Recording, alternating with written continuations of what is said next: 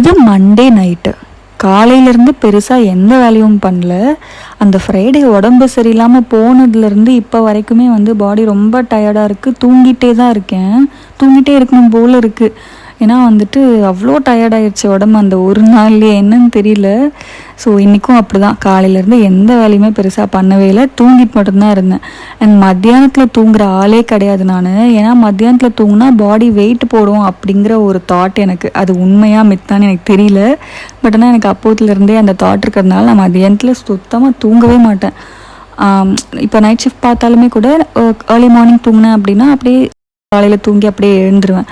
திரும்ப சாப்பிட்டுட்டு மதியானம் தூங்குற வேலையே கிடையாது. ஆனால் இப்போ ரீசெண்ட் டேஸில் வந்து பயங்கரமாக தூங்குறேன் மதியானத்தில். அதுவும் சாப்பிட்டுட்டு வேற பயமாக இருக்குது வெயிட்டு போட்டுருமோ அப்படின்னு சொல்லி. கொஞ்ச நாளாகவே ஒழுங்காக தூங்காததுனால பாடி வந்து கண்டபடி திட்டி ரெஸ்ட்டு வேணும்னு கேட்குது போல் இருக்குது. அதனால தான் தூக்கம் வந்துகிட்டே இருக்குன்னு நினச்சேன். நானும் பெருசாக கண்டுக்கிறது இல்லை. சரி பார்த்துக்கலாம், கொஞ்ச நாள் ரெஸ்ட் எடுத்ததுக்கப்புறம் மாற்றிக்கலாம் அப்படின்னு சொல்லி அப்படியே விட்டாச்சு. இன்றைக்குமே அப்படி தான். ஷிஃப்ட் ஸ்டார்ட் ஆனதுலேருந்து முடிகிற வரைக்கும் கொஞ்சம் ஹெவி ஒர்க்கு. ஸோ டயர்டாக இருந்ததுனால எப்படா தூங்குவோன்ற மாதிரி இருந்துச்சு. ஸோ எவ்வளோ தூக்கம் இருந்தாலும் இந்த நச்சு ஊற வைக்கிறத மட்டும் மிஸ் பண்ணிட வேணாம்ப்பா அப்படின்னு சொல்லிட்டு வந்து ஊற வச்சுட்டு அதுக்கப்புறம் தான் தூங்குறதுக்கே போயிருந்தேன்.